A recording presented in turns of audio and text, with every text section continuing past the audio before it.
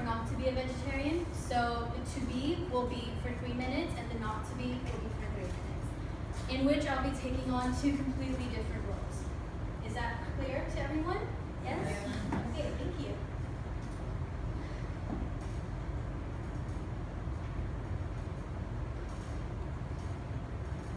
Excuse me, waiter. Could you please bring me a menu? Could I get the veg cheese grill, a side of French fries, and banana sundae, please? You're not gonna order real food? What else do you think that is?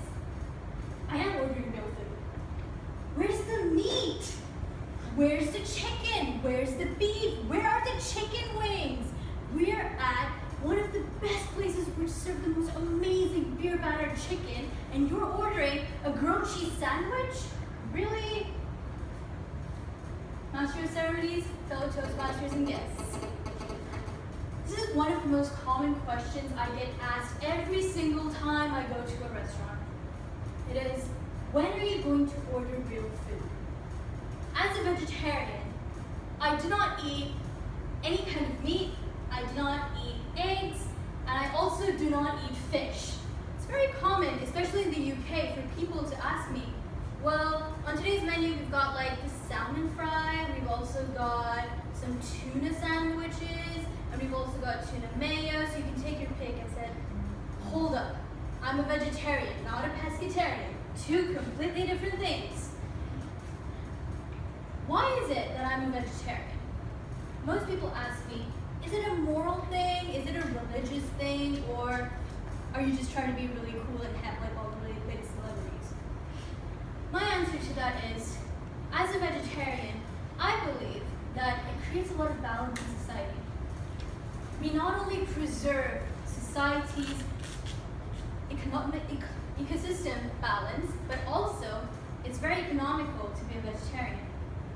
How much do you guys pay for a meal in a restaurant? Probably nothing less than 20 to 30 dinars, I'm assuming. For me, no matter what restaurant I go to, my bill will never, ever, ever cross above 7 dinars. That I can guarantee you as a vegetarian. So it's economical. Secondly, we also preserve the environment, purely because there's a lot of research that has gone into it. It says cows release a lot of methane, which is a dangerous gas that gets into the ozone layer, and it affects every single one of us.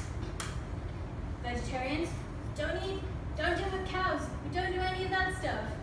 And by growing more trees, that's the way vegetarians get their food. Growing more trees, growing more crops, growing a lot of different things. And thirdly, think about it. You're helping animals. You're treating animals the right way, the way they should be treated. The way they should be treated is humanely. The meat industry has a lot of ethical problems. It's very, very sad and disheartening, especially when you hear a cow being pulled away from its mother and being slaughtered to bring you your beautiful food, your beautiful steak, your beautiful veal. So this is why I urge you all to be vegetarians. Now, I'm going to move on to the next part. I think, well, if being a vegetarian is so great, why is not everyone a vegetarian? Why are there so many non-vegetarians? This is because, as non-vegetarians, you guys are ensuring that there's a balance in the ecosystem. Imagine if there's too much of one thing, too much of anything is extremely bad. Being a vegetarian may be great. You're helping conserve the environment, you're eating great, you may look really awesome, and all the latest celebrities are getting on this trend, so be it. But think about it. If non-vegetarians did not eat all meat, think about the number of chickens that would roam the street. Think about the number of cows that would roam the street. And think about the number of other animals that all the other countries eat would roam the street. The number of animals would overpopulate the place where humans would live. While that not may be a plausible reason, it is one of the reasons. We have to ensure there's a balance in the ecosystem. We have to ensure there's a balance in society. And secondly, being non-vegetarian actually has a lot of health benefits. You get a lot more protein, obviously, most common debate, than vegetarians. Agreed, vegetarians do have their own sources of protein. but non-vegetarians tend to have a higher level of protein depending on the foods they eat. Secondly, the vitamins and minerals that you get from foods such as fish, chicken, and other kinds of meat are much more higher than vegetarians who tend to take a lot of supplements. As a vegetarian, I do take a lot of supplements, which could have easily been avoided if I were a non-vegetarian. And thirdly, think about it. Those beer-battered chicken wings must taste awesome. No matter what I say, no matter what anybody says, I'm sure each and every one of you is not going to miss out on going into KFC and ordering your chicken wings. Am I right? Yes. Right? Exactly. So think about it. Just think about every single situation from different perspectives. It's important for each and every one of us to live the lifestyle that we choose.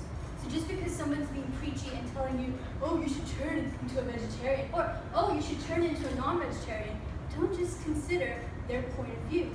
Think about it from both sides. Both have their own advantages and disadvantages. So make sure that you choose the path that is the best for you.